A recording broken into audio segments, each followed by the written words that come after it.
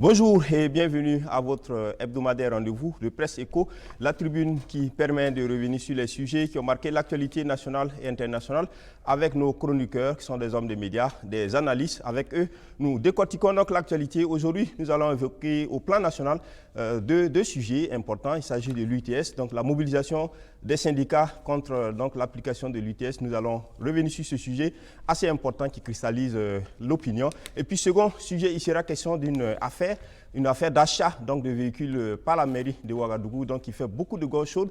Nous évoquerons ce sujet-là et puis bien sûr, c'est un sujet qui a été lancé par un journal de la place. Nous allons évoquer ce sujet-là également. Et puis en international, il s'agira du Togo où le président voit sa victoire contestée. Et puis en Guinée, c'est le référendum constitutionnel qui passe pas également. Nous allons évoquer ce sujet-là avec mes invités qui sont sur ce plateau. À ma droite, Évariste Konsebo, il est chroniqueur média, président du SEC d'éveil, qui est une association de défense des droits de l'homme. Merci Évariste d'être sur ce plateau. Et puis Vokouma Joachim, directeur de publication de Kasseto.net, qui est un journal en ligne. Merci Vokouma d'être sur ce plateau. Juste à droite de Vokouma, Mamadou Ali Kompaoré, il est journaliste actuellement à Sidoya. Merci d'être sur ce plateau. Et puis enfin, dernier invité, Bama Lagui Bama, et donc il est journaliste, rédacteur en chef de Courrier Confidentiel, qui est un journal d'investigation. Merci à vous de nous prendre sur ce plateau, cette émission. On commence avec donc un sujet aussi qui est lié à la sécurité. Il s'agit de cette attaque, on va dire triste, qui était une attaque au bilan assez dramatique. Ça se passe à Seba, c'est dans le Sahel. Le commissariat central de Seba a été attaqué et malheureusement, 10 policiers sont morts. Alors on constate que dans le Yaga, ces derniers moments, il y a eu beaucoup d'attaques. Est-ce à dire que le Yaga devient en quelque sorte une sorte de... Voilà, un territoire occupé par les terroristes? Bon, vous savez, ça a toujours été pénible. Ça a été aussi pénible pour les Burkinabés d'entendre cette mauvaise nouvelle. 10 de nos compatriotes sont des policiers qui sont tombés. Bon, rappelle que Yaga est une ville moyenne qui se trouve à la frontière, je crois, avec le Niger. Voilà, c'est un endroit très attaqué par les groupes terroristes qui sévissent dans ce coin. Après avoir bien entendu présenter mes condoléances à leur famille et puis évidemment aux policiers, à tous les Burkinabés, ce qui m'étonne dans cette affaire, c'est qu'une ville comme Seba qui est attaquée, et ce sont les policiers qui sont attaqués. Ça m'étonne qu'une ville comme Seba qui se trouve à la frontière, presque à la frontière avec le Niger, et on sait que c'est des zones difficiles et que les policiers se retrouvent en première ligne. Apparemment, on dirait que la gendarmerie et l'armée n'étaient pas là, ou bien même s'ils étaient là, ils n'ont pas été attaqués, et que apparemment les policiers se sont battus seuls, et jusqu'à ce que 10 d'entre eux aient perdu la vie. Bon, on ne va pas refaire l'histoire, la stratégie de comment on défend le territoire. On remarque seulement que chaque jour, les terroristes nous font mal, ils font beaucoup, on a l'impression qu'ils montent en puissance. Et on revient encore sur la question des policiers qui sont en première ligne, mais à qui on refuse de donner les armes nécessaires pour se défendre.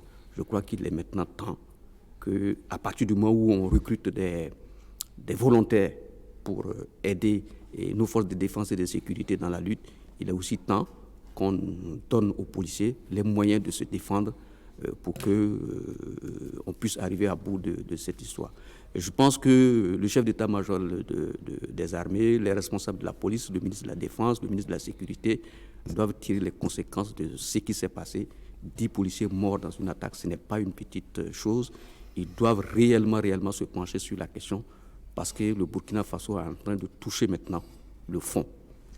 Lagui Bama, Seba, c'est quand même, comme Ali le disait, c'est une ville quand même un peu vers la frontière. C'était un peu comme le dernier bastion qui nous restait par rapport à la frontière du Niger. Alors avec cette attaque en plein cœur, on va dire, parce que le commissariat central, c'est en plein cœur, on se pose la question de comment sont organisées les dispositions de nos forces, parce qu'on a cru entendre qu'il y a les forces de défense, donc l'armée qui est en avance, un peu sur un peu avancé, et puis on a la police qui est à l'intérieur. Mais là, aujourd'hui, quand on vient attaquer à l'intérieur d'une ville, c'est-à-dire que finalement c'était une sorte de boulevard qui était dressé et que bon, Seba aussi, malheureusement c'est le Yaga tout entier qui paraît à cette allure-là définitivement tombé. ne sais plus quoi dire dans cette affaire de terrorisme. On a tout dit pratiquement. Moi, quand on évoque ce sujet aujourd'hui, moi, je n'ai plus de mots dans la bouche, je ne sais plus quoi dire. On a tout dit. Aujourd'hui, moi, hier soir, quand j'ai lu le communiqué de la police, finalement, bon, c'est ce qu'on avait dit ici un jour. C'est à la limite si on nous invitait à tout banaliser maintenant. On vient, on tue des gens comme des poulets, et puis bon, on fait un petit communiqué, on balance, et puis bon, on lit, et puis chacun tourne la page, et puis on continue. Demain encore, on tue, et puis c'est comme ça. Finalement, je me demande s'il ne faut pas qu'on se taise et puis laisser faire comme ça désormais, parce qu'apparemment, c'est ce que le gouvernement veut. Quand on regarde tout le dispositif juridique qui a été dressé depuis un moment, on ne veut plus qu'on en parle, qu'on se taise, qu'on laisse voilà, les terroristes faire ce qu'ils ont à faire là-bas. Et puis bon, sinon moi je vois plus ce qu'il faut faire. Hein. On a tout dit ici, on a tout dit. Mais il y a quand même inquiétude parce que Séba, c'est une ville, comme on dit, c'est un peu quand même un bastion. Parce que là, attaquer à l'intérieur le commissariat central... Tu l'as remarqué toi-même, c'est-à-dire que les policiers, si on doit s'en tenir à ce qu'on nous dit officiellement, on ne doit pas pouvoir voir cette situation-là. Normalement, puisqu'on nous dit qu'avant qu'on atteigne la police, il y a d'abord les militaires qui sont là, après il y a la gendarmerie, avant qu'on atteigne la police. Si on vient nous carnader des policiers comme ça, en pleine ville, je ne sais pas. Est-ce que ça veut dire que ce qu'on nous dit là, c'est juste des paroles là, pour nous voilà, contenter, nous dire oui, tout se passe bien, alors qu'au front, il n'y a rien qui se passe? Sinon, comment on peut expliquer ça? Où ils étaient, ces policiers, ces militaires, ces deux premières lignes qui sont là, où ils sont passés? Donc, moi, franchement, je pense qu'on ne doit plus parler de ça, on doit laisser faire. Et puis bon, voilà. En journaliste, on ne laisse rien faire. Tant qu'il y a des faits, Évariste Consembo. Bon, ce qui est arrivé est triste, mais ça ne nous étonne pas aussi, hein, parce que bon, vous remarquez que quand on arrive à... D'abord, c'était les citoyens dans certaines zones, parce que là, c'est quoi la cible? C'est la police. La police, c'est les forces de défense qui sont les plus organisées, qui sont les plus proches des populations. Donc, ça veut dire que depuis longtemps, ils ont changé, les terroristes ont changé leur stratégie. Mais sur le terrain, est-ce qu'il y a eu une réplique, il y a eu une réorganisation, une reconfiguration? On n'en sait rien du tout. Donc, toujours est-il que... on constate qu'ils gagnent du terrain, on constate que de plus en plus, c'est vrai que la police, c'est la ville. Là, c'est clair, parce que la gendarmerie, c'est à l'agglomération urbaine et les militaires, c'est à la frontière. Donc maintenant, ils arrivent maintenant à rentrer à l'intérieur. Si on s'attaque donc à ceux-là qui sont chargés de protéger directement les populations. Après, c'est les populations. Et ensuite, la spirale ne fait que se dérouler. Je ne sais pas, peut-être qu'il y a des actions qui sont menées, mais ce n'est pas suffisant, c'est très très insuffisant. Et il faudra peut-être encore renforcer les actions. Comment pour terminer sur cette situation? Oui, c'est vrai que c'est... On a l'impression que chaque jour, les terroristes font la loi. Ils imposent leur rythme. Bon, oui, ça on peut le dire, c'est eux qui imposent le rythme, puisque quand ils décident d'intervenir, ils y parviennent. Que ça soit, bon, tu parlais à l'intérieur de la frontière puis l'intérieur du pays, mais bon, malheureusement, c'est pas nouveau. Même en plein cœur de la capitale, ils ont frappé. Il y a des gendarmeries qui ont été frappées en plein cœur des villes. Le dispositif qu'évoquait Ladji Bama, l'armée, la gendarmerie, puis la police, bon, on sait que sur le terrain, ce n'est pas exactement comme ça que c'est organisé. Mais est-ce que les cas sont pareils? Parce qu'en pleine ville ici, ça on en voit, même à Paris, on voit des attentats. Ça, c'est vraiment des attentats, à la limite, des actions kamikazes. Ils viennent pour mourir, ils font une opération et puis ils meurent, et puis ça va. Mais là, on a l'impression que c'est une opération militaire. C'est-à-dire que des gens qui viennent, qui attaquent, et puis qui repartent. Oui, bon, ça montre que, comme disait Évariste, le dispositif n'est pas bon, il n'est pas opérationnel, il n'est pas pertinent, il n'est pas à la hauteur de l'enjeu. Donc, il faut absolument revoir ce dispositif parce que, bon, malheureusement, ce n'est pas la première fois. Et on a le sentiment qu'il y a une sorte d'impuissance face à l'agenda des terroristes. C'est eux qui imposent leur agenda et ce qui vient de se passer à Séba montre que, contrairement à ce qu'on avait pensé, je l'avais d'ailleurs évoqué ici, à un moment, on a eu le sentiment qu'ils s'en prenaient maintenant juste aux civils et qu'ils ne s'attaquaient plus aux installations militaires, aux bases militaires. bon, là, ça montre qu'en réalité, leurs cibles sont partout. Il n'y a pas de préférence. Ils attaquent là où ils peuvent faire le plus de mal possible. Effectivement, là, c'est encore... Enfin, c'est aussi choquant que les précédentes fois, mais là, c'est encore au centre-ville, avec des gens qui sont... la police qui est chargée de veiller à la sécurité des citadins. Est-ce que le gouvernement va tirer les bonnes leçons de ce qui vient de se passer pour que voilà, de telles choses n'arrivent plus dans les villes, ou autour des villes, autour des commissariats ou de brigades de gendarmerie? Bon, ça, c'est tout le souhait que nous pouvons tous émettre. Mais c'est vrai que la spirale de la violence nous décourage, nous désarme. Et nous, médias, on est un peu, parfois je suis un peu gêné, comme disait Ladi, les communiqués arrivent, parfois tu te demandes s'il faut en parler parce qu'il y a le risque d'une banalisation de ce qui se passe.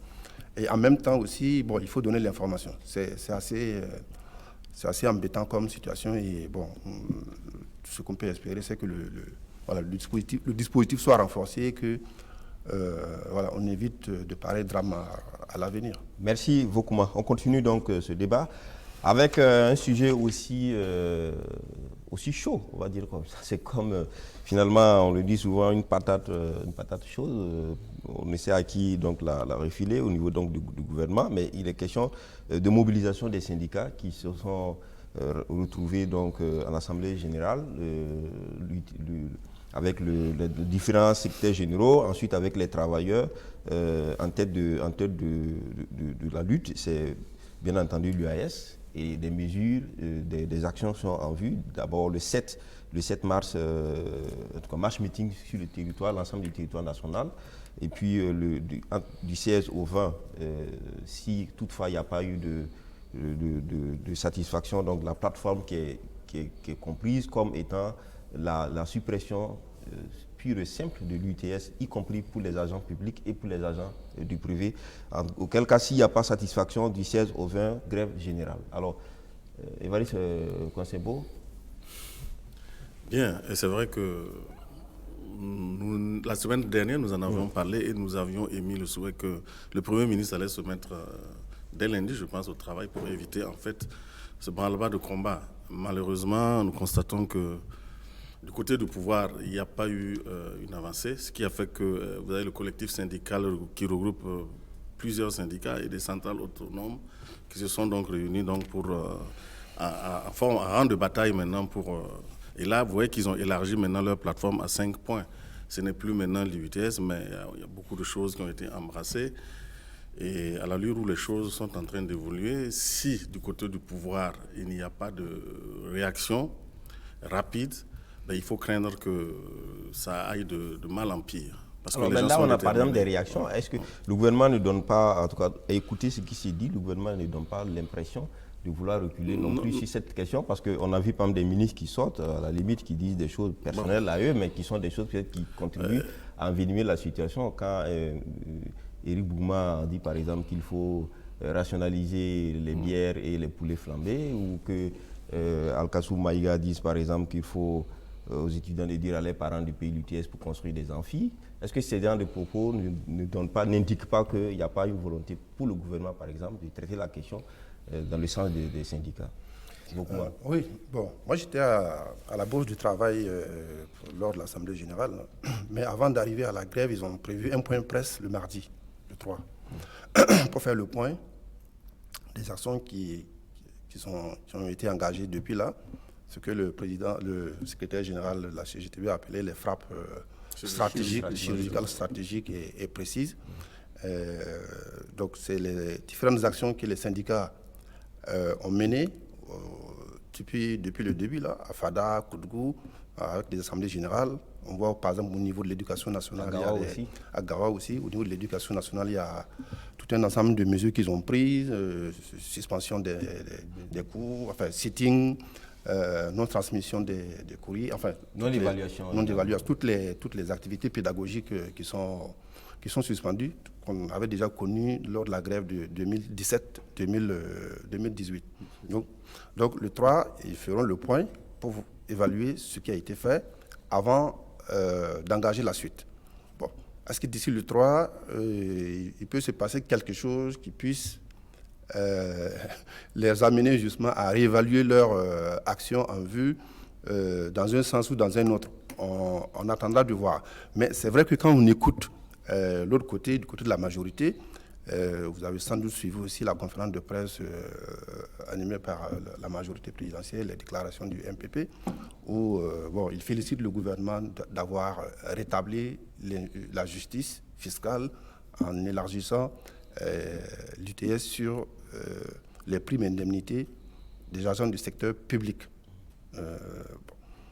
Et puis ces déclarations que vous avez citées, on n'a pas le sentiment qu'il y a un début de discussion, un début de dialogue qui peut éventuellement s'instaurer.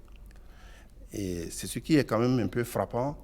La semaine dernière, on en a parlé ici. J'avais dit que de toute façon, ça allait finir autour d'une table de discussion. Et on avait tous souhaité que cette table de discussion-là s'ouvre le plus rapidement possible. Bon, une semaine s'est écoulée, cette table, ça ne semble pas s'ouvrir rapidement. Mais est-ce que d'ici le 3, là, quelque chose peut se passer? Bon, on n'en sait rien. Mais ce qui est évident, moi j'ai vu la détermination des syndicats à la Bourse du Travail, qui sont venus très massivement assister à l'Assemblée générale. Et à l'heure où nous parlons, avec toutes les positions des uns et des autres, il y a quand même de quoi s'inquiéter pour la suite. Il faudrait bien que quelqu'un fasse le premier pas. En l'occurrence, c'est le gouvernement qui doit faire le premier pas, parce que c'est le gouvernement qui gère les affaires du pays et qui doit écouter les revendications, les complaintes, les cris de colère ou de désespoir des travailleurs. Est-ce que cette démarche aujourd'hui est dans l'agenda du gouvernement? Bon, je ne suis pas dans Est-ce que le gouvernement ferait le pas pour faire quoi? Parce que les syndicats ont campé le décor. C'est radical, c'est-à-dire qu'il faut supprimer clairement et voilà, il n'y a pas de débat. Donc si le gouvernement doit faire un pas, est-ce qu'il a besoin de faire un pas pour quelque chose? Il n'a qu'à décider de... Moi j'avais dit ici moi j'avais dit ici que de toute façon, je ne pense pas qu'un gouvernement va revenir sur la suppression pure et simple de l'UTS. Je ne suis pas sûr, parce que ça fera quand même 100 milliards de manque à gagner si la mesure est supprimée. Mais est-ce qu'entre supprimer et maintenir la position actuelle, est-ce qu'il n'y a pas une solution médiane? C'est ça, c'est la question que je pose. Dans une discussion, dans un bras de fer, on finit toujours par concéder quelque chose et l'autre aussi concède pour qu'on s'en sorte. Si tant est que chaque partie a le souci de trouver une solution à cette crise-là. C'est pour ça que j'ai dit qu'il faut que le dialogue s'instaure. J'avais même émis l'idée qu'au lieu de frapper à 25% tout le monde, on peut peut-être baisser à 15% pour tout le monde. Ça ne va pas rétablir l'injustice entre griffes que le privé a subi pendant plusieurs années, mais au moins en revenant à 15% et en élargissant peut-être, parce que quand on regarde la fourchette des contribuables qui sont frappés, il y en a qui vont payer 0 francs. À peu près plus de 30 000 vont payer 0 francs. Mais en élargissant, en ramenant à 15% et en élargissant, même si chacun paie 300 francs ou 400 francs, c'est déjà, ça peut peut-être compenser. Et aussi, c'est le principe aussi du patriotisme, même si tu as un peu de revenus, même si c'est 1 franc tu mets, c'est quand même un acte patriotique et tu donnes le sentiment de contribuer au développement du pays. Tout le débat que nous menons ici, ça a été dit la dernière fois, c'est sur la gestion. La question se pose, quand il n'y a pas de patriotisme, on a l'impression que c'est quand on fait des ponctions financières que la question du patriotisme revient. Mais sur d'autres terrains, est-ce que les travailleurs déjà, quand bien même ils ont un salaire, ne sont pas patriotes quand ils travaillent? Oui, non, mais de toute façon, non, bien sûr. Mais vous savez, tout le monde paye l'impôt d'une certaine manière. La TVA, que je considère par exemple comme un impôt le plus injuste, tout le monde paye l'impôt. D'accord. Quand tu achètes ton savon, tu payes 18%. Quand tu achètes ton sac de riz, c'est la même. Enfin, peut-être pas le sac de riz parce qu'il y a une fiscalité qui est adaptée sur les produits de grande consommation, mais tous les produits que nous achetons tous les jours, nous payons, quels que soient nos revenus. Et ça, il faut commencer par l'essence. D'accord. Oui, voilà, on va continuer. Ça, c'est peut-être aussi un problème de justice fiscale qu'il faudra revoir aussi. D'accord. Bama, pendant qu'on y est, la situation, on va dire, évolue du côté des syndicats. On a eu par exemple outre les acteurs de l'éducation qui ont suspendu bien d'activités au niveau des évaluations, etc. On a vu à Gawa des enfants qui sont sortis, des élèves qui sont sortis, se sont opposés à la police. Mais là, par exemple, c'est un autre secteur assez stratégique même pour l'État. Ce sont les financiers qui ont publié un document dans lequel ils disent qu'à partir du 2 mars 2020, c'est Minefid, bien sûr, non-participation aux commissions de réception, aux ateliers d'élaboration de tout document, de réflexion, de formation, ainsi que de toutes les autres missions, sorties de terrain, rencontres, négociations. Alors, les financiers qui remettent, on se retrouve pratiquement dans la même situation du moment où il était question du fonds commun. Alors, est-ce que, pour déjà les conséquences qui sont en train de se faire voir, non, c'est sûr que si on continue sur cette lancée, ce sera désastreux pour l'économie, ça c'est clair, ça, il n'y a pas de débat. Maintenant, c'est au gouvernement de savoir ce qu'il veut. Voilà, c'est tout. Parce que moi je pense qu'ici, là, les choses sont claires, la balle est dans le camp du gouvernement, selon qu'il veuille qu'on sorte de là, on sortira. Ou qu'ils ne veulent pas aussi qu'on sorte de là, bon... On va perdurer dedans et aussi les conséquences, on aura le temps aussi de les apprécier en son temps. Mais en tout cas, tout est-il que si ça continue comme ça, ce sera désastreux pour l'économie nationale. Mais ce que moi je veux dire, c'est que au-delà même de l'UTS, le problème essentiel, quand moi j'écoutais les syndicats, le problème qui est posé au-delà même de l'UTS, et c'est là même que tu vois que le gouvernement est très très mal parti et l'UTS n'est qu'un prétexte, moi à mon sens, parce que le problème de fond qui est posé, c'est la question même de gestion des ressources nationales. C'est ça qui est posé ici. Et quand vous écoutez les gens aujourd'hui dans la ville, les gens ne parlent même plus d'UTS. Quand on va prendre cet UTS, le Burkinabé quand même, ça n'a pas commencé ici. Hein. Les gens ont une histoire de patriotisme qui est là, on ne peut pas la nier. Les Burkinabés ont toujours été patriotes, ont contribué. Quand on leur demande, depuis sur la Révolution, ils ont démontré comment ils peuvent s'engager pour développer un pays. Ça, on ne peut pas prendre cette leçon au Burkinabé aujourd'hui. Maintenant, le problème qui est là, c'est quand ils donnent, qu'est-ce qu'on en fait? Et à ce niveau-là, le gouvernement n'a pas de réponse. La gestion, la redistribution des c'est ça. Et c'est ça qui mobilise tout le monde aujourd'hui. Même les gens qui ne sont pas concernés par l'UTS, vous voyez qu'ils sont mobilisés. C'est ça le problème. Et tant que le gouvernement n'a pas adressé ce problème-là, ils sont mal partis pour sortir de là. Ça, c'est clair. Oui, mais là, parce que Vokouma évoquait un peu l'angle un peu patriotique, demandant à tout le monde de payer, l'angle de la justice fiscale. Mais vous savez, dans notre pays, la justice fiscale a toujours été à deux vitesses. Par exemple, pour le cas des financiers, en dehors, bien sûr, de ce point précis de l'UTS qui a été élargi à leurs indemnités, mais vous avez, par exemple, dans le privé, ceux qui ont des primes, des bonus, sont imposés. Mais le fonds commun, jusqu'à présent, n'est toujours pas imposé. Alors, si on n'arrive pas déjà à élargir l'imposition de l'UTS aux financiers, vous pensez que c'est au niveau du fonds commun qu'on va réussir à l'imposer? On est très très loin d'arriver à cette justice fiscale-là. Ça, c'est noté. C'est vrai que, tout à l'heure, j'ai dit que le syndicat a élargi les revendications à 5 points. Et quand vous regardez le contenu, c'est carrément de la gouvernance qu'il s'agit, en fait. C'est devenu maintenant, c'est le syndicat qui prend le devant maintenant. C'est un rôle peut-être que les partis d'opposition auraient pu bien incarner, parce qu'il s'agit de la gouvernance. Mais là, à leur décharge, peut-être qu'ils n'arrivent pas bien à jouer leur rôle, et on a l'impression que c'est les syndicats qui jouent ce rôle. Comme le cas sur Bolloré, là, par exemple. Voilà, il y a plein de cas. Alors, Ali, on voit aussi que les syndicats semblent dire qu'ils anticipent sur autre chose, que la remise à plat des salaires, etc. Parce que le ministre, porte-parole du gouvernement, a semblé dire que c'est une étape, que ce qui est visé à long terme ou à court terme, en tout cas ce qui est visé au-delà de l'UTS, l'application de l'UTS, là, c'est la remise à plat des rémunérations au niveau du public. Alors que l'on sait aussi que dans cette conférence qui avait existé, avait totalement divisé les partenaires. Bon, je pense que tout a été dit. Même lundi dernier, on avait espéré que... Dimanche dernier, pardon, merci. On avait espéré que la semaine qui est en train de finir allait être utilisée par le gouvernement et les syndicats pour essayer d'amorcer un début de discussion sur la question. Mais Bama a bien campé le décor. Aujourd'hui, les gens ne parlent même plus de l'UTS. C'est même la gouvernance même du pays qui est en jeu. Et ils donnent des exemples. Et il y en a pléthore d'exemples ici, où les dirigeants ne montrent pas patte blanche, ils ne font pas preuve de bonne gestion de la chose publique, et ensuite, c'est une sorte de fuite en avance. Lorsqu'ils sont coincés par rapport au financement d'un certain nombre de choses, ils inventent des histoires, ils essaient de taper sur le fibre patriotique des gens, voulant traiter certains qui veulent voir clair dans la gestion du pays, de ne pas être patriote. On se souvient du PNDS quand on a dit attention, on a traité les gens d'antipatriotes parce qu'ils se posaient des questions sur le PNDS. Donc aujourd'hui, moi je pense qu'il n'y a pas un Burkinabé qui n'est pas conscient que pour sauver ce pays, pour le gouverner, pour le développer, il faut payer des impôts. On a besoin de construire des hôpitaux, on a besoin de construire des écoles, on a besoin de... Même l'aide qu'on nous donne, d'ailleurs, ça vient aussi des impôts. Maintenant, cet argent, qu'est-ce qu'il est fait?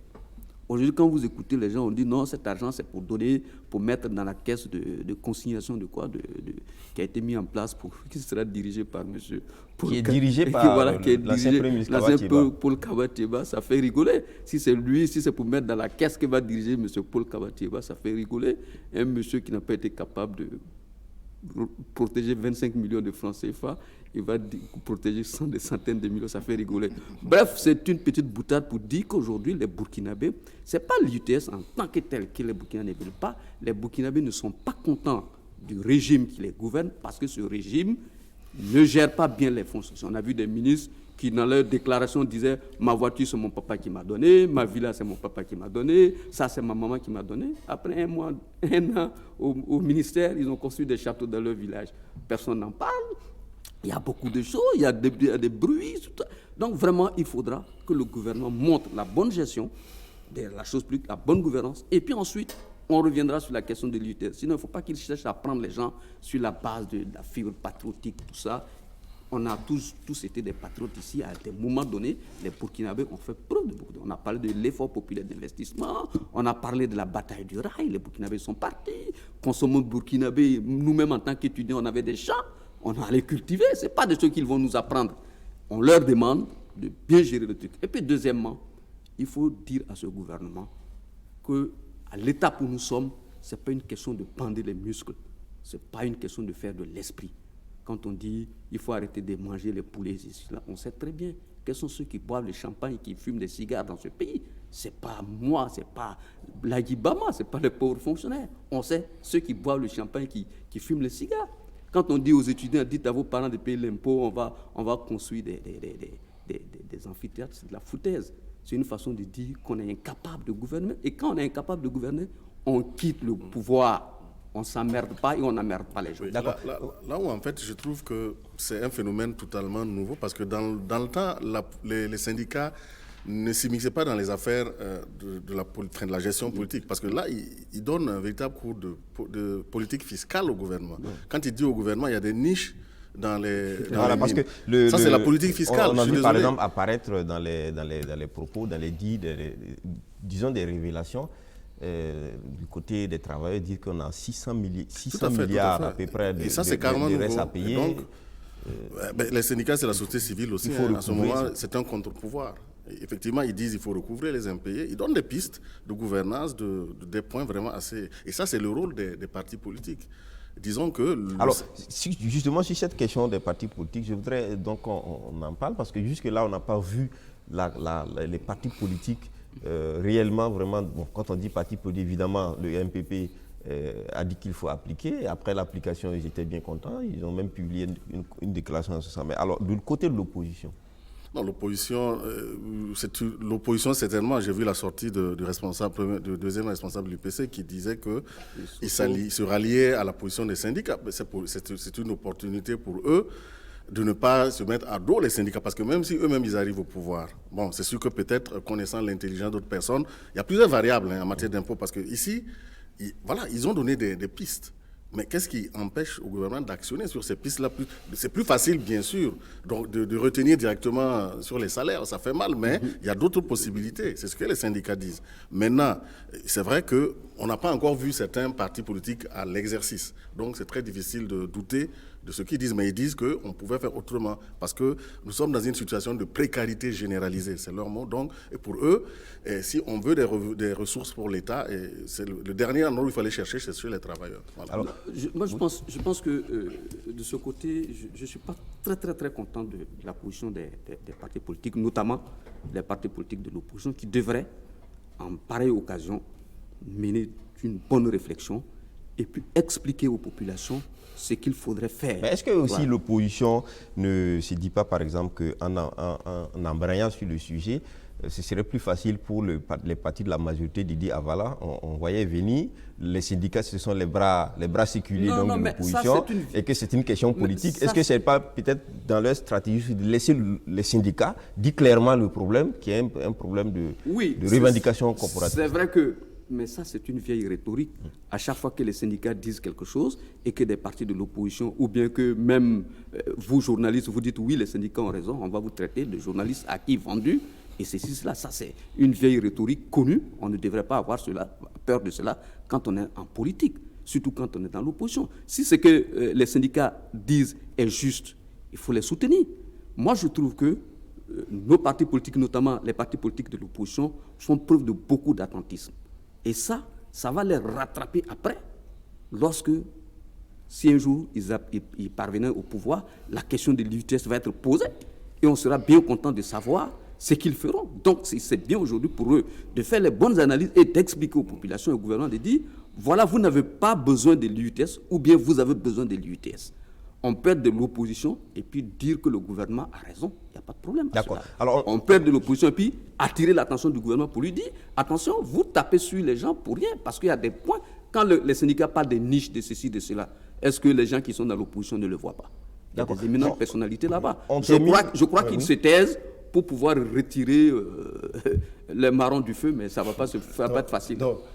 Le CFOP a d'abord déjà reçu les syndicats. L'UAS, oui. Voilà, l'UAS sur la question, au siège là-bas, ils ont expliqué et tout.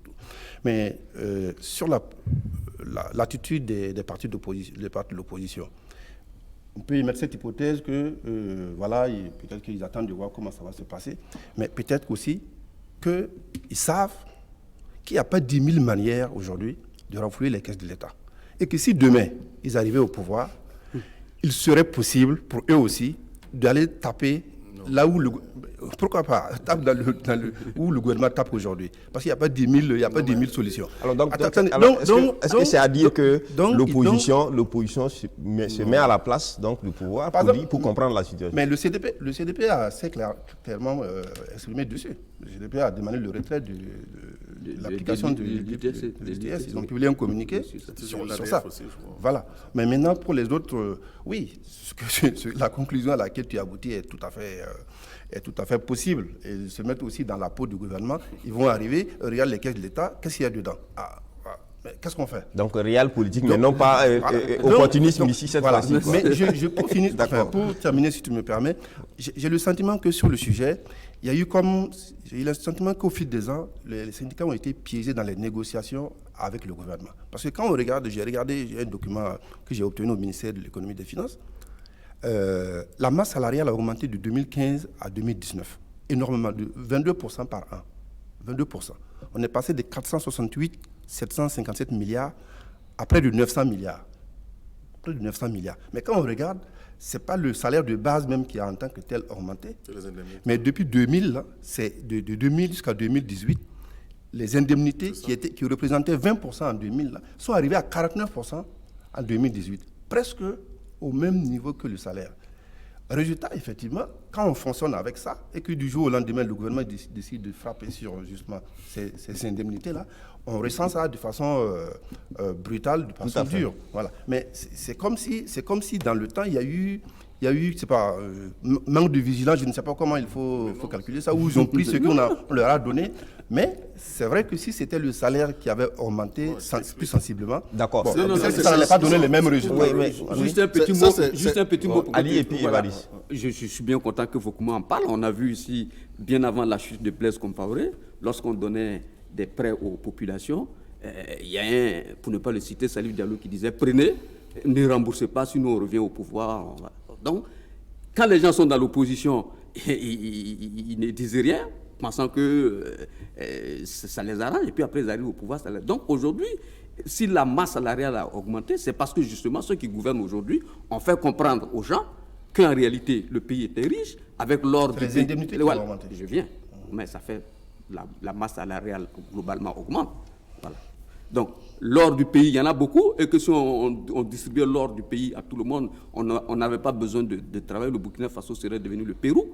On se rend compte aujourd'hui que c'était la plus grosse arnaque qui a été faite. Donc ça ressemble un peu à... Voilà, c'est le retour, c'est des gens, c'est le retour c'est comme il y a de la prébande dans l'affaire. Mais c'est le retour de la manivelle, c'est le retour de la manivelle, et aujourd'hui ils sont bien coincés. Non, j'ai dit cette option assez hypocrite qu'a adopté le gouvernement, et même avant, même sous Blaise Compaoré, qui consiste en fait, c'est une hypocrisie dans laquelle on augmente les salaires, la finalité, c'est augmenter les salaires, mais on ne touche pas par les indemnités. Voilà. Maintenant, le résultat, vous vous retrouvez dans des situations où les gens se trouvent dans des situations où les indemnités même dépassent leurs salaires. Voilà, c'est ça maintenant. Donc, et comme ça devient une matière imposable, puisque c'est là-bas, c'est la niche est là-bas, c'est ce qui fait que... Alors, moi, j'ai toujours été contre les syndicats. Je leur disais toujours à quelques amis syndicalistes que je vois, j'ai dit, mais... Vous savez, en fait, ça pénalise même les fonctionnaires, mais ils ne le savent pas. C'est à la retraite qu'ils vont le savoir, parce que la pension qu'ils vont toucher va être calculée sur le salaire de base et non sur les indemnités. Je l'ai dit, j'ai dit, vous travaillez beaucoup sur les indemnités, alors que les indemnités, souvent, c'est lié au poste, c'est lié à... Merci. On termine sur quand même la communication du gouvernement à ce stade.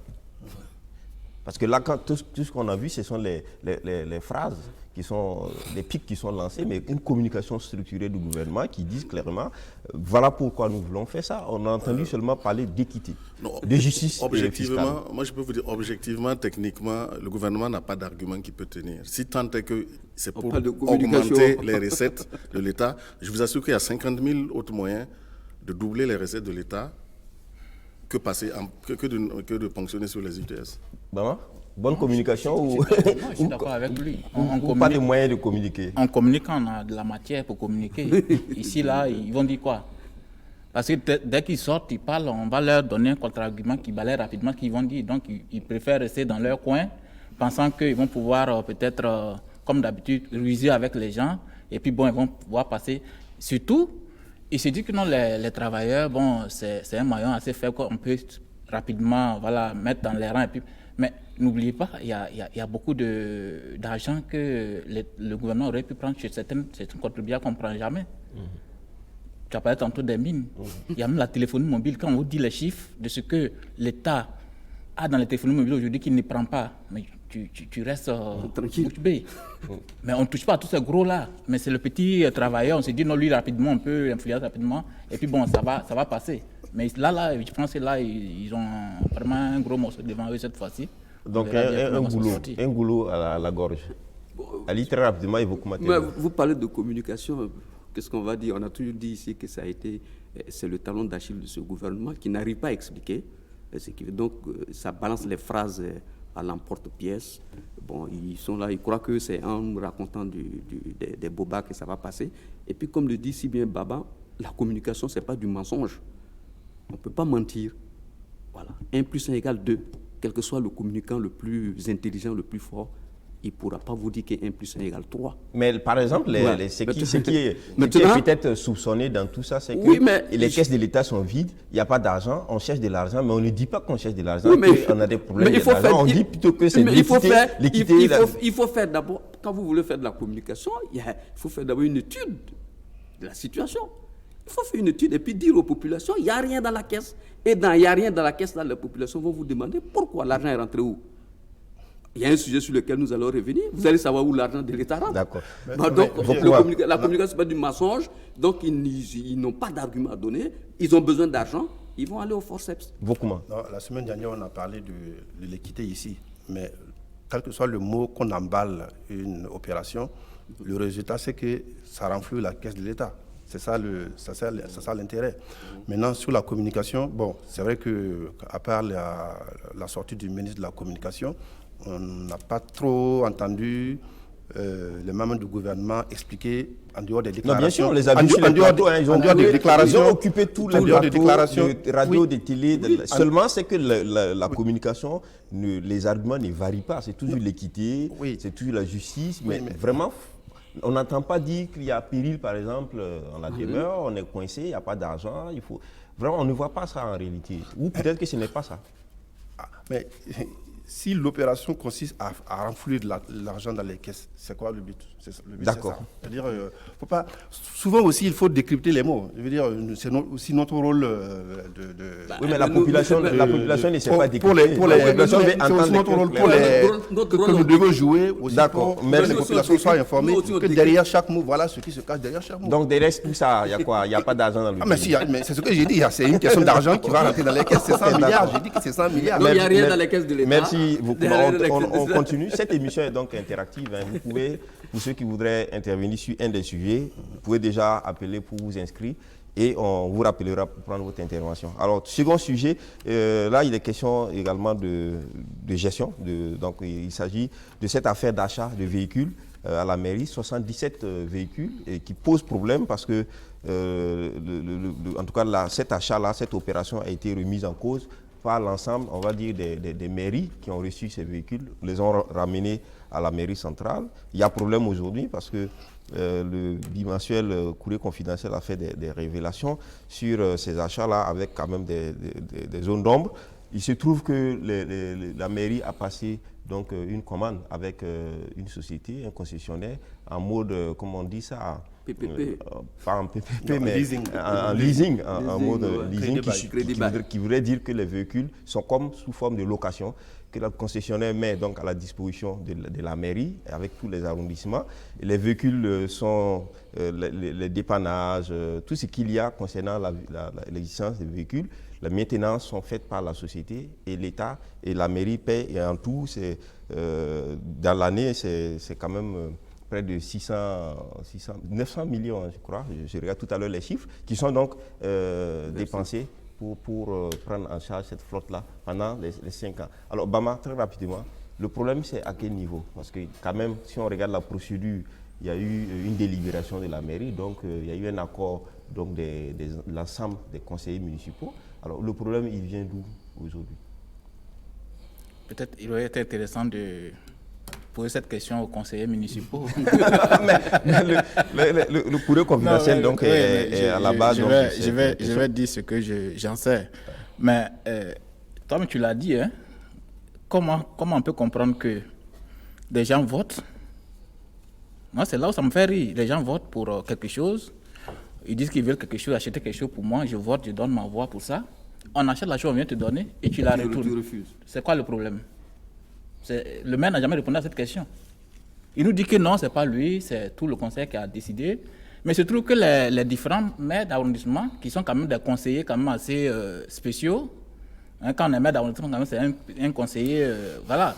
Mais voilà, ces conseillers-là qui ont voté, qui ont pris la délibération, qui reviennent dès qu'on vient leur remettre le véhicule pour lequel ils ont voté, ils disent non, on ne veut pas, on préfère nos anciens véhicules que tu nous as retirés là, ramène-les nous et garde tes nouveaux véhicules. Moi, je pense que ça répond à la question. Parce que là, ce n'est pas plus qu'une duperie qu'on a fait aux gens dans cette affaire. C'est une duperie en règle. Comment on peut voter? On sait comment se font les votes ici dans nos mairies, même à l'Assemblée, on sait, surtout quand on a un parti majoritaire, on sait comment ça se passe. Il y a du tout dedans. La bonne question qu'il faut se poser ici, est-ce qu'au moment où les gens votaient, on leur avait dit le prix de chaque véhicule, à combien on avait payé le véhicule? Est-ce qu'on leur avait dit combien les véhicules allaient être assurés? Est-ce qu'on leur a donné tous ces détails-là? Ben, il est trop facile de venir avec un gros sac comme ça, déposer devant les gens, voilà, on a tout dedans, c'est bon pour nous, prenons. Chacun est d'accord, on prend. Mais quand on ouvre le sac, maintenant on voit ce qu'il y a dedans, ben, on tombe à la renverse. C'est ça la réalité ici. Donc, moi je pense que ici, les bonnes questions qu'il faut se poser, c'est les détails que le courrier a apportés là. Comment vous pouvez comprendre que un véhicule, quand je prends par exemple les Mitsubishi L200, pour aller un peu dans les détails, il y a un concessionnaire à qui on a posé la question, qui vous dit qu'en temps normal, cette voiture-là ne coûte pas plus de 21 millions. La L200, 21 millions. Taxe. Oui.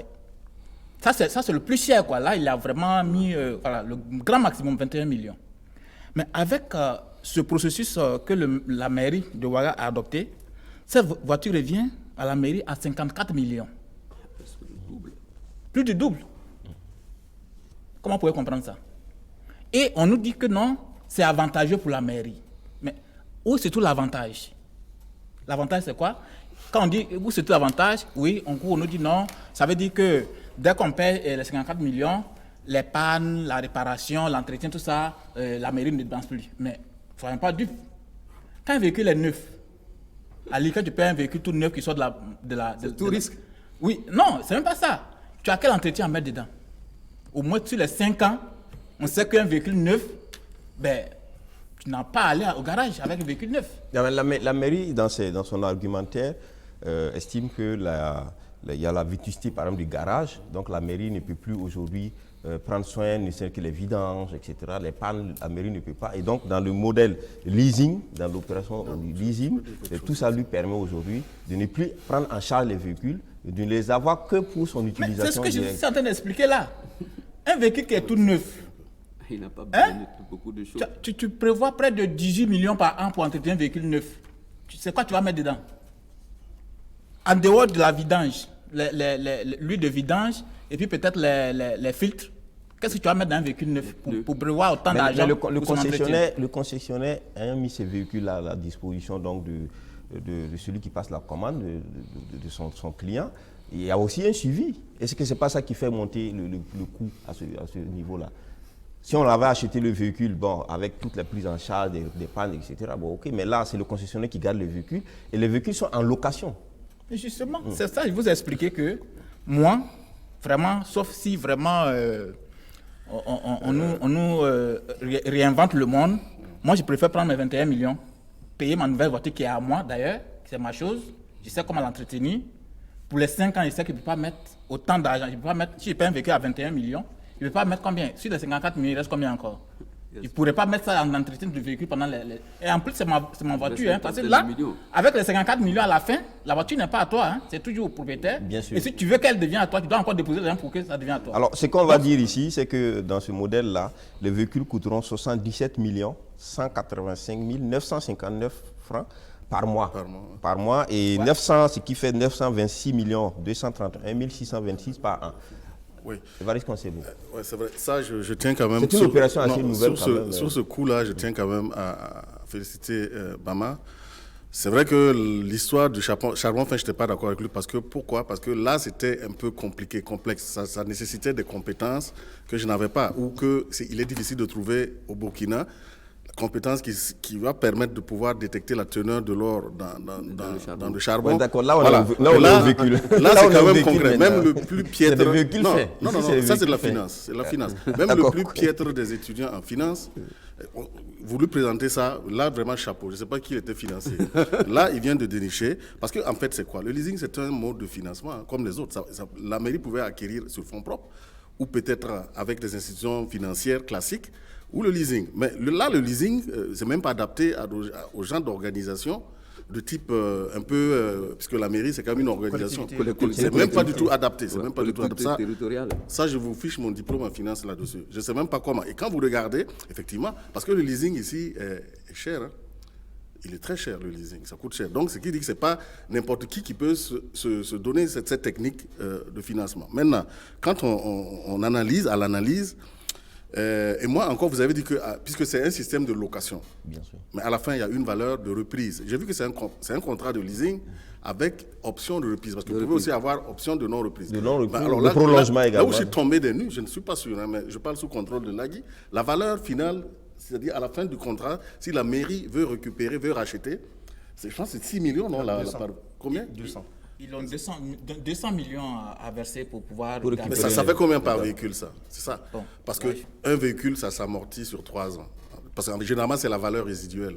Ça dit que ça ne devrait même pas coûter, ça coûte zéro. Alors que là, on parle de 200 millions.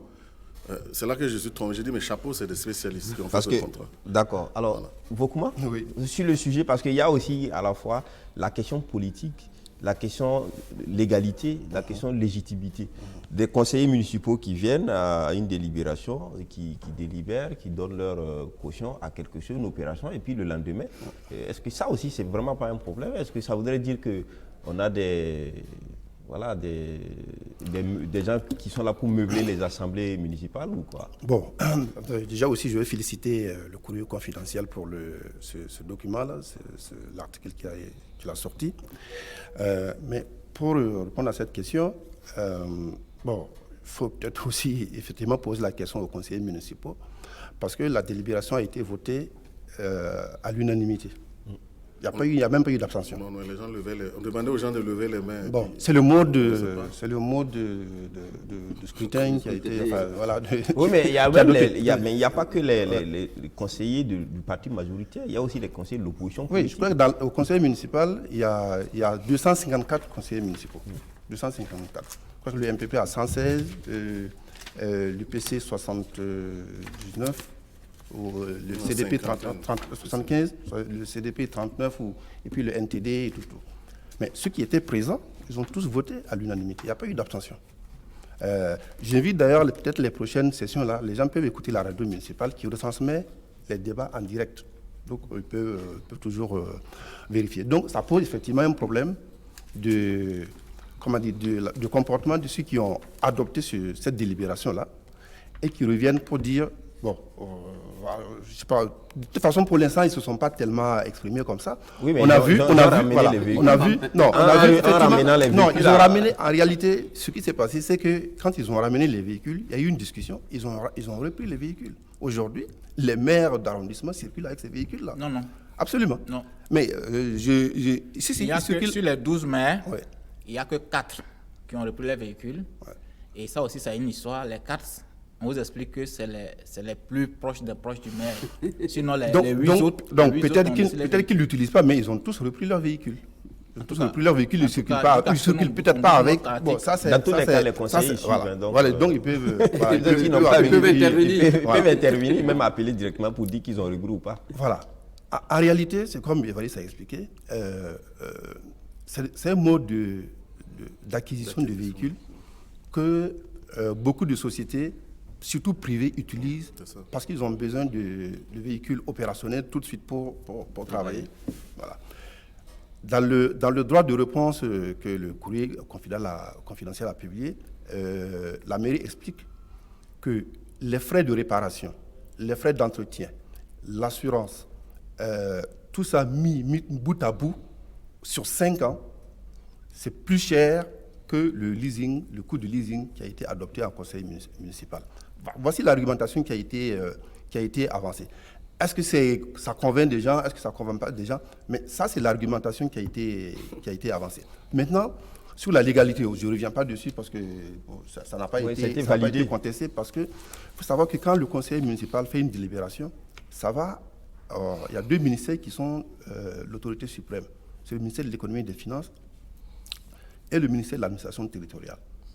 Ils appellent ça la commission interministérielle qui valide d'abord toute décision avant que ça ne soit adopté. Et ça arrive qu'effectivement que cette CTI-là retoque des décisions qui ont été prises. Bon, là, ils ont validé. C'est-à-dire que si on doit situer des responsabilités, il faut faire toute cette chaîne-là. Les conseillers municipaux, les 2 ministères, Finances et Matede. D'abord la commission des finances. Le CAM. La CAM, c'est la commission d'administration des marchés. Non, la commission des finances. La commission des finances de la mairie, où il y a des conseillers municipaux de l'opposition et de la majorité. Quand une affaire arrive, c'est eux d'abord qui analysent l'affaire. Ensuite, ça va en conseil municipal, en session de conseil municipal. Et une fois que la délibération est adoptée, ça va en CTI. Et si la CTI valide, ça devient comme une sorte de loi. Donc, il faut situer toute cette chaîne de responsabilité-là dans cette affaire parce qu'à toutes les étapes, ça a été validé. Donc, il y a un problème de responsabilité, effectivement, qui se pose. Un problème collectif, c'est même pas... de responsabilité collective qui se pose parce que, moi, il y a eu beaucoup de cas, quand on écoute, on suit même les délibérations, où des décisions ont été remises en cause. Des délibérations, des projets de délibération ont été mis en cause. Ils ont évoqué d'ailleurs un projet que la mairie avait initié en 2018 pour comment dire, une nouvelle fiscalité sur les boutiques là. Non, sur les boutiques, et puis aussi le seuil pour la passation des marchés de gré à gré ou procédure d'appel direct. Il y a eu une contestation énorme et la majorité a reculé sur ce point-là. Puis il y a eu des discussions et puis ils sont revenus dessus et ça a été adopté en conseil municipal. Mais là, il n'y a même pas eu cette fronde-là durant cette session municipale. Donc il faut sur cette affaire-là faire le point et surtout la chaîne de responsabilité qui est collective. Non, moi je voulais revenir sur la tentative d'explication, de justification de la mairie en fait en termes de pertinence. Mais ça ne peut pas tenir si en face ils avaient d'autres modes, ils avaient en fait chiffré les autres modes de financement sur fonds propres ou même à travers les banques. Et là, on pouvait comparer, mais là, on n'a pas. Donc, vous ne pouvez pas convaincre quelqu'un, quand vous sortez, vous-même, vous dites que ça, c'est moins cher que ça. Ça ne peut même pas tenir. Ali. Bon, écoutez, moi, j'ai vu ce truc, et comme dit Consembo, il aurait fallu à la mairie de déposer sur la table des conseils municipaux toutes les méthodes d'acquisition. Mais les conseils aussi n'ont pas demandé, parce qu'ils sont allés même pour voter. Non, ils n'ont pas demandé, mais un maire central, sa responsabilité, c'est de mettre à la disposition des conseils municipaux tous les éléments. Même si on ne lui demande pas, il a la responsabilité de donner aux conseillers municipaux. Oui, mais il vient pour convaincre. Le document qu'il a fait, ça suffit pour les convaincre, ils ont voté avec ça. Non, il ne vient pas pour convaincre les gens. Il vient pour dire aux gens, nous avons besoin de véhicules pour le travail, et voilà les différents modes d'acquisition de ces véhicules. Et les coûts. Et les coûts. Il ne le fait pas. Il présente un truc et ça passe. Donc, aujourd'hui, quand on regarde, on dit qu'il y a une responsabilité collective, sans doute, parce qu'il y a des maires, des conseillers municipaux de l'opposition qui sont là, mais il y a une grande responsabilité de la majorité, parce que la mairie de Ouagadougou est contrôlée par la majorité. Donc, quand les gens sont aux affaires et puis ils proposent ce genre de trucs aux conseillers municipaux et qui votent, on ne sait pas d'ailleurs sous quelles conditions, sous quel emballage, Bama le dit très bien, sous quel emballage ils ont présenté la chose. Et puis après, si les gens se rendent compte qu'ils ont été dupés, ils vont remettre des véhicules. Et je crois qu'autour de cette question, il n'y a pas de débat. Le maire et un certain nombre de personnes ont tenté de faire passer quelque chose de façon, j'allais dire, un peu pas très commode. Ça ne va pas. S'il y a possibilité de reculer et de remettre ces véhicules et puis récupérer l'argent, ils n'ont qu'à le faire. Je crois que c'est beaucoup plus intéressant parce que ça ne fait pas sérieux quand on demande après aux gens de payer des taxes, des ITS, des ceci, de cela. On fait la morale aux gens et puis de l'autre côté, on fait du braconnage. Alors, merci. Alors, en fait, de tout ça, c'est quoi? Est-ce que, comme Ali disait, il faut que quand on rend le marché, etc. J'ai dit si c'est possible. Non, la conséquence, en fait, c'est un peu compliqué parce que ça a été exécuté, le marché. Le marché. Donc, il y a des engagements. Mais en revanche, parce que dans la suite, je ne sais pas, c'est peut-être comme dans la suite du déroulement, on a trouvé qu'il y avait des conflits d'intérêts, en fait. C'est ça qui a encore troublé davantage les gens. Puisque quand le même journal a fait révéler... il y a des parents du maire dans les... Il y a des dispositions qui interdisent... Il y a des dispositions qui interdisent clairement ce genre de ce type de... C'est pour ça que Lagui a dit que ça dépend de comment ça a été emballé le marché. Juste sur ce point-là, je pense que ou le procureur ou c'est pas une association doit porter plainte ou se saisir de cette affaire-là. Et pourquoi pas la SE? Oui, ou la SE se saisit de cette affaire pour que la justice tire cette affaire au clair et puis on entend. S'il y a des conflits d'intérêts. Voilà, s'il y a des conflits d'intérêts et que si la loi a été violée, le maire doit ira devant la justice et va s'expliquer. Merci beaucoup. On termine avec l'international très rapidement, le Togo et la Guinée à la fois. Le Togo, Faure Gnassingbé a été déclaré par la commission électorale gagnant avec 72% et autres. Son vis-à-vis, lui aussi, a fait une déclaration comme étant Abemouye Koyo, comme étant gagnant. Et donc, il y a une crise Mais on voit que l'opposant a le clergé avec lui, parce qu'ils étaient ensemble dans une dynamique. Donc le clergé qui a Il faut rectifier, est-ce qu'il a le clergé? Pas le clergé, je veux dire l'évêque émérite, c'est un évêque à la retraite. À la retraite. Il n'est pas en fonction. Il n'est pas en fonction. Ce n'est pas dans il est libre, mais c'est l'évêque plutôt, c'est pas le clergé. Voilà, donc il y a cette situation. Mais en Guinée, il y a une autre situation aussi, une situation de tension liée au président, à la volonté du président Alpha Condé, donc il devait organiser aujourd'hui, 1er mars, une législative cumulée avec un référendum qui modifiait la Constitution, vu par l'opposition comme étant un boulevard pour le 3e mandat. Il y a eu beaucoup de contestations, il y a eu beaucoup de pression. La délégation de la CEDEAO n'a pas été reçue, mais le président a cédé un temps soit peu parce qu'il remet à 2 semaines, donc d'ici le 15, pour l'organisation de ces échéances-là. Mais pour l'opposition, pas question.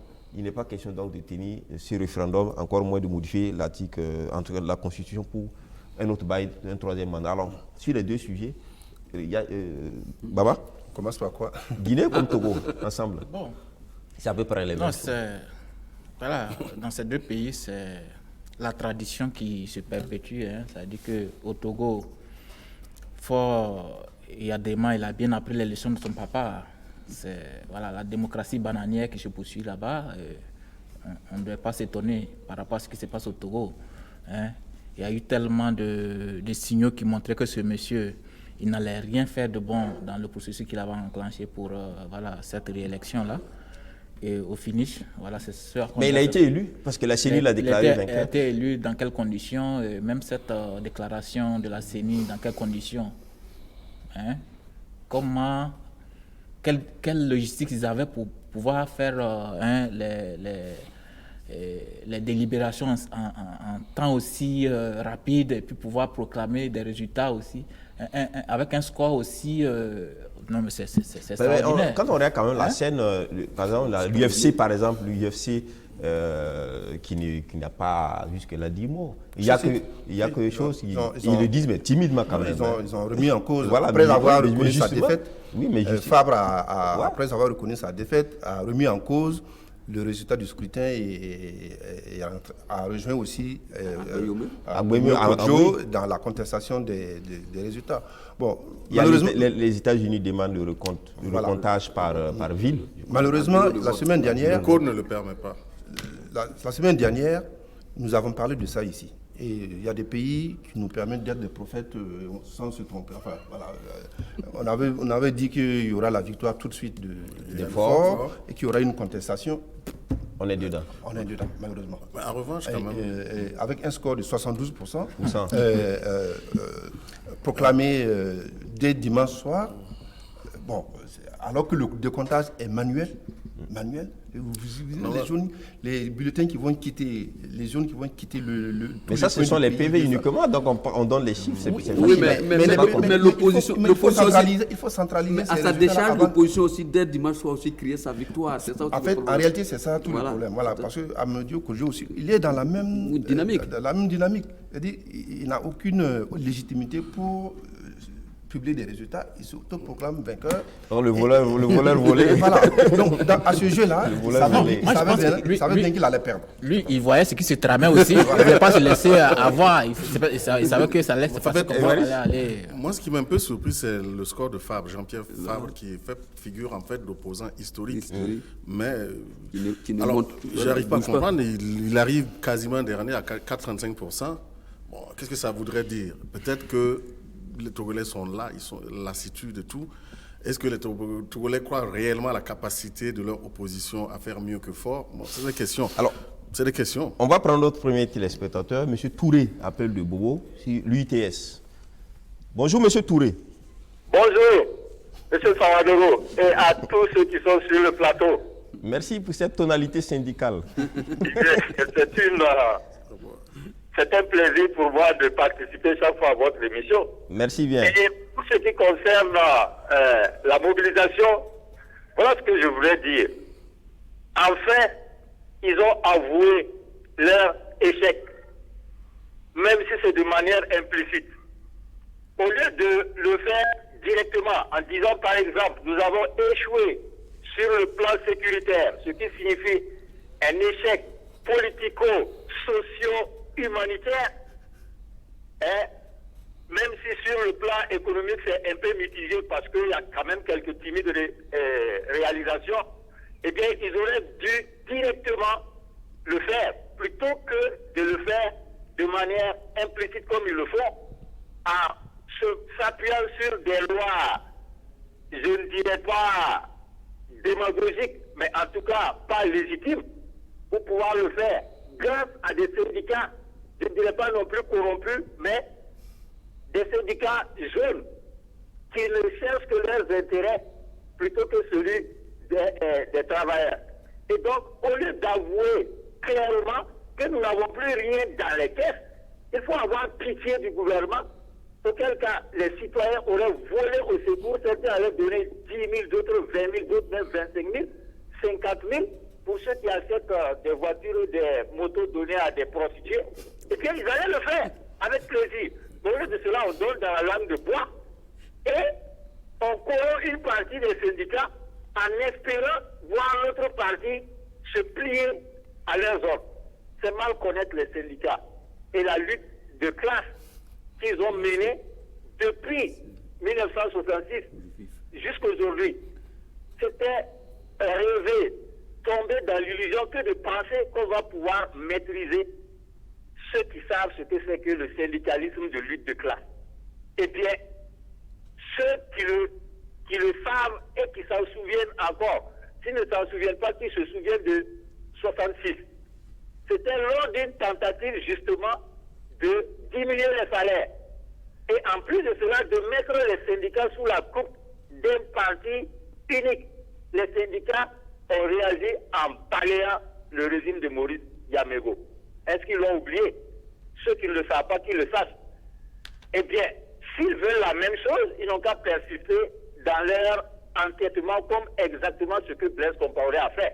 Le lion est parti, qu'est-ce qui reste? Je crois que c'est la queue du lion. Ce n'est pas la tête de rat, c'est la queue du lion qui reste. Le peuple burkinabé en est conscient. Parce qu'eux, ils n'ont pas d'argument. Il n'y a aucun argument. Le prétexte de contribution patriotique à l'effort de guerre, ça ne veut rien dire, absolument rien. Parce que l'argent même qui était destiné à la défense, ils ne l'ont pas utilisé. Et donc, qu'on arrête de prendre les Burkinabés pour des imbéciles. Excusez-moi si le terme est un peu fort, mais je pense que c'est comme ça dans leur tête. Si réellement ils veulent une proposition concrète de ma part, voilà ce que moi je leur propose. Allez-y pour la proposition concrète. Voilà, qu'on commence par mettre Koussiam en location, ou bien qu'on vende. Ça fera beaucoup d'argent. Les V8 qu'ils ont en quantité, qu'on en diminue les nombres. Et les salaires en millions qu'ils ont, qu'ils le ramènent au même niveau que ceux des autres fonctionnaires.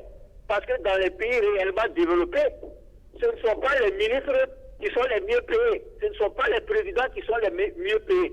Ce sont ceux qui font réellement les richesses, qui créent réellement les richesses par leurs efforts physiques et intellectuels. Merci. Et donc, Monsieur Touré. Oui. Vous avez fini pour la proposition? Ben, c'est une proposition. Maintenant, il faut chercher l'argent entre les mains des grands riches, les grands commerçants qui ont des milliards. Mais quand vous allez au service des impôts, il n'y a pas de trace de milliards, même pas de centaines de millions. C'est de petits millions. Qu'est-ce qui se passe? Ça veut dire que même merci M. Touré. Merci M. Touré pour vos propositions. On veut fatiguer les pauvres. Merci M. Touré. Merci pour votre intervention. Je crains seulement qu'on n'arrive pas à avoir de personne pour louer Koussiam. Non, mais je pense que M. Touré, bon, il reprend un peu ce que nous avons dit. Bien entendu, nous ne sommes pas dans une lutte de classe. Ce n'est pas Faustin Consembo qui va démentir. Mais en fait, qui va être son camarade de lutte dans cette affaire-là. Mais en fait, M. Touré veut seulement. Nous, on a parlé de la gouvernance. La gouvernance, je crois la gestion. Il voulait parler de ça pour demander aux gens d'être beaucoup plus sérieux dans la gouvernance et de dire clairement aux Burkinabés ce qu'il y a. Au fond de notre marmite aujourd'hui, y a-t-il de la viande ou pas? S'il n'y en a pas, bon, d'accord. Chacun verra. Ok, mais ok, d'accord. Très rapidement sur la Guinée. Oui, mais en fait, sur la Guinée, c'est quand même un peu prévisible. Quand vous allez remarquer que les dernières heures avant M. Condé se décide, il y a eu beaucoup de tractations diplomatiques. On a contesté le fameux chiffre de 2 millions de quelques électeurs qui flotteraient. Donc, c'était vraiment très flagrant. On a vu l'Organisation internationale de la francophonie qui s'est même retirée du processus. C'était compliqué. Ça devenait très compliqué pour lui. Et je pense qu'il a reculé peut-être pour mieux sauter. Beaucoup. Oui, bon, sur la Guinée, malheureusement aussi, c'était prévisible, puisque on a compris le manège de M. Condé, qui a consisté à refaire une nouvelle constitution au moment où il arrivait à la fin de son deuxième mandat. Donc c'était pour remettre les compteurs à zéro, comme l'a fait Ouattara, pour pouvoir se présenter. Donc c'était ça la manœuvre. Donc le référendum qui est contesté par les Guinéens visait justement à légitimer cette opération. Bon, maintenant il a reculé dans le temps, mais sur le fond, il n'a pas reculé. Hein. Il a juste reporté le scrutin. Mais est-ce qu'avec le retrait de l'OIF sur la fiabilité du fichier électoral, d'ailleurs que tout le monde suspectait, avec la détermination de l'opposition, il y a même dans son propre camp des fissures, puisqu'il y a un ministre qui a démissionné avant-hier. Donc, après que 2 ou 3 ministres même aient déjà démissionné. Donc il y a déjà dans son propre camp des fissures qui sont quand même assez importantes. Est-ce qu'il va tenir comme ça face au peuple guinéen et à... En tout cas, l'opposition et la société s'ils sont réunis autour d'un front pour la défense de la Constitution. Front national pour la défense de la Constitution qui disent 1er mars ou 15 mars, c'est la même chose, pas de référendum. Voilà, je voulais ajouter une chose. C'est que pour ce qui s'est passé ici, la CEDEAO n'a pas joué son rôle. Elle est venue ici sur la pointe des pieds, après ce qui s'est passé, après l'insurrection populaire, la chute du Blaise Compaoré. Elle est venue sur la pointe des pieds pour essayer de se concrétiser. Il est temps qu'elle prenne ses responsabilités et qu'elle prenne des mesures correctives, coercitives, ou en tout cas contre tous qu'elle soit ferme au départ des manœuvres. Tous ceux qui se livrent à ce type de manœuvre-là, et qui n'amène que l'instabilité et des violences dans nos pays. Merci. On prend notre second téléspectateur, M. Balboné Issaka, qui appelle de Tinkodogo sur encore le sujet de l'UITS. M. Balboné. Oui, allô, bonjour. Bonjour. Oui, bonjour, ça va très bien chez vous. Très bien, allez-y. Je voulais intervenir juste à propos de l'UTS. Voilà, oui. Donc, selon moi, dans un pays où il y a une malgouvernance, on veut imposer l'UTS à la population. Alors que quand le gouvernement sort, il fait un communiqué, il ne veut pas communiquer clairement sur la population pourquoi il met l'UTS. Ou bien, c'est comme il y a suivi la fois dernière le ministre de la Communication qui dit, de manière qu'il veut communiquer, c'est comme si les fonctionnaires ne payent pas l'UTS. À nouvelle, les fonctionnaires payaient déjà l'UTS. Il n'a qu'à dire à la population que non, il veut augmenter l'UTS. Ça veut dire que personne n'a compté l'UTS si réellement s'il y avait une bonne gouvernance dans ce pays-là. Je prends un exemple, on va monter l'UTS. Et c'est pour prendre cet argent à venir financer la campagne de 2020. Nous, on ne va jamais financer les campagnes de MPP en 2020, jamais. Nous, je vous invite aujourd'hui de venir à Tinkoro voir la voie que le MPP a réalisée, coupera Tinkoro jusqu'à Saint-Quincy. Une voie qui a été réalisée, moins de 1 an, la voie était déjà dégradée, à un coût de 87 milliards. Moins de 1 an, la voie est déjà dégradée. Et dans ce pays-là, on dit du pays ITS encore. C'est pour faire quoi? Monsieur Balboné. Oui, allô? Vous dites que l'UTS était déjà payé. C'est à quel niveau? Parce que les gens... Oui, les fonctionnaires payaient l'UTS depuis en 1974. Dans les salaires, oui? Oui, dans les salaires. D'accord, ok. Voilà, dans les salaires. Et maintenant, c'est au niveau des prix. Il y a une indemnité qui veut payer maintenant. Au niveau des indemnités et primes. C'est comme si les fonctionnaires ne payaient pas avant. Parce que quand il y a suivi le communiqué du gouvernement, du porte-parole du gouvernement, c'est comme si les fonctionnaires ne payaient pas. Alors que les fonctionnaires payaient déjà. Voilà. Maintenant, même dans ça, c'est pas personne n'est contre le pays du TS. Si réellement, s'il y avait une bonne gouvernance dans ces pays-là, si on voyait réellement qu'en tout cas, le gouvernement faisait un effort et que réellement il n'atteint pas l'effort et qu'il demande à la population de contribuer à faire l'effort, ça, nous tous on était prêts pour faire ça. Mais on voit que non, vous allez payer ça, c'est pour battre les campagnes en 2020. Jamais. Personne ne va financer les campagnes du MPP en 2020. S'ils n'ont pas l'argent pour financer les campagnes, ils n'ont qu'à descendre, ils n'ont qu'à quitter les pays, d'autres personnes vont venir. Très simple.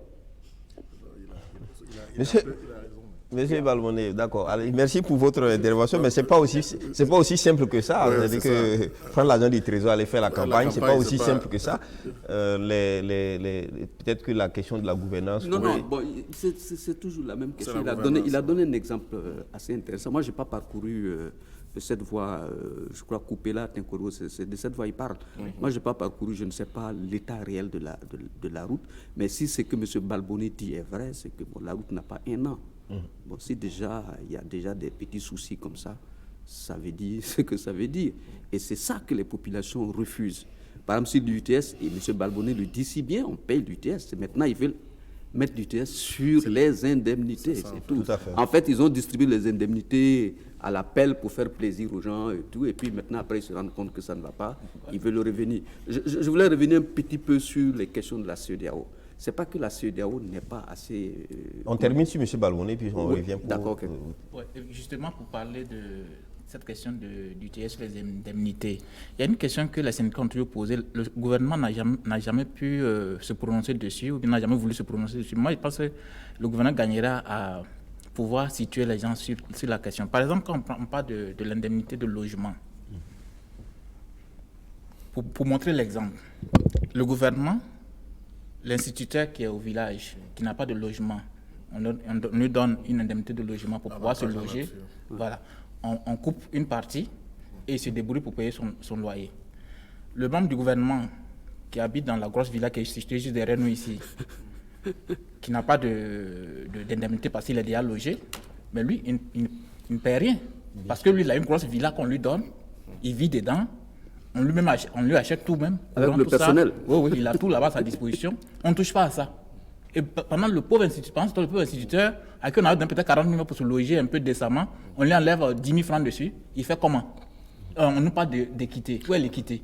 Vous-même qui êtes en haut là, vous ne donnez pas le bon exemple, vous parlez d'équité. Ça ne peut pas passer. Effectivement, il a raison, parce que les avantages, ça s'appelle avantages en nature. Les logements ne sont pas imposés. Vous ne pouvez pas venir parler d'équité. Et même ça, ils sont pris en charge. Ils ont pratiquement... tout ce qui est domestique, tout ça aussi, il faut réintégrer, parce que l'avantage en nature, fiscalement, on peut l'évaluer, l'intégrer dans le salaire et l'imposer. Or, ce n'est pas fait. D'accord. Sur la CEDEAO, pour terminer la CEDEAO prend toujours ses responsabilités, mais elle n'a pas la possibilité d'intervenir, d'infléchir les positions, surtout des chefs d'État. Des chefs d'État. Sinon, quand même qu'on prend le cas du Burkina Faso, il a dit, mais ici, il y a eu des cas où la CEDEAO s'est prononcée sur la fameuse... article 37, mais monsieur le président de la transition à l'époque a dit que le Burkina Faso n'est pas un pays voyou, mais il allait dormir. L'article 37 a été appliqué tranquillement et le CDP n'a pas pu... L'article 35. L'article 35. Et le CDP n'a pas pu proposer un candidat à cette époque. Peut-être à la déjà de la CEDEAO. Ce n'est pas la faute de la CEDEAO, ce sont les États, eux-mêmes qui ne respectent pas les décisions prises par la CEDEAO. Parce que la CEDEAO n'a pas les moyens, la CEDEAO n'a pas les moyens d'infléchir les décisions. Parce de que la CEDEAO s'était discréditée avant les solutions. Donc, ce qu'il faut dire, c'est que moralement, dans les mécanismes de la CEDEAO, elle n'a plus le poids, elle n'a plus la légitimité d'infléchir quoi que ce soit. Mais dans les mécanismes de la CEDEAO, donc elle n'est toujours pas moralement capable aussi d'infléchir quoi que ce soit. C'est que par ailleurs dans le monde. On me rappelle que M. Kadri Désiré, qui était le président de la commission, ils sont arrivés ici sur la pointe des pieds. Alors, et lors de la réunion avec la société civile, Non. Merci beaucoup. Je parle de l'institution. C'est pas lui-même qui est en cause. Sans prendre le cas seulement burkinabé, la CEDEAO a des mécanismes de prévention des crises. Pour ce qui concerne même actuellement au Burkina, il y a toujours des travaux, il y a des démarches, il y a des choses qui sont faites, il y a des alertes qui sont faites, jusqu'au point où ça culmine. Le problème, c'est comment la CEDEAO peut être décisive. La question est vraiment là. On prend notre troisième téléspectateur, M. Zeba, qui appelle de Ouagadougou. Il revient sur la question de mairie, d'achat de controversés de véhicules à la mairie. M. Zeba, bonjour. Oui, bonjour, monsieur le journaliste. Comment vous allez? Nous allons très bien. Dieu merci. Permettez-moi de féliciter M. Lagibana pour tout le travail qu'il fait. Félicitations à vous, cher aîné. On ne se connaît pas physiquement, mais en toute honnêteté, je vous avoue, vous êtes un modèle et courage à vous. Nous savons qu'il y a des brebis galeux, des activistes de façon indignée sur les réseaux sociaux qui essayent à chaque fois de vous salir. Mais cela ne doit pas freiner votre élan de patriotisme. Ça, c'est du patriotisme. Il faut le saluer. Et pour vous dire que, en toute honnêteté, nous avons des dirigeants qui sont venus pour piller le pays. Piller à ciel ouvert le pays et partir. Et c'est triste. Quand on nous parle des achats de véhicules et en disant que non, les conseillers ont cautionné, les conseillers ont fait ici, c'est parce que ça les arrange qu'ils disent ça. Si le décret était pris, ce qui était pris au conseil, là, si ça n'arrangeait pas ce maire, il n'allait pas prendre. On a aussi au Burkina Faso ici, en majorité, et même les conseillers, il y a certains conseillers même qui ne savent même pas lire. Même les Français ne savent pas parler. Deux, et ils sont là. Quand son voisin lève la main, il aussi lève la main. C'est dommage. Mais je ne peux pas comprendre que des intellectuels comme le maire et ses assistants, parce qu'il a des adjoints, puissent bosser de telles lois et revenir faire comprendre au peuple burkinabé que ça a été de façon délibérée. Monsieur Zeba, il n'y a pas que la mairie, il y a aussi les ministères, donc le gouvernement aussi impliqué quelque part, non? Il y a au moins deux ministères, le ministère des Finances, qui d'ailleurs veille sur les finances, la santé des finances, qui a quand même validé. Absolument. Mais voilà, ce sont ces mêmes dirigeants qui viennent pour dire aux syndicats, non, c'est le patriotisme, c'est l'effort de guerre. Ils ne sont pas des modèles pour nous donner des leçons de morale. Au ministère des Infrastructures, c'est des milliards et des milliards de surfacturation. Ça, ce sont des faits. Ce ne sont pas des accusations fallacieuses, ce sont des faits.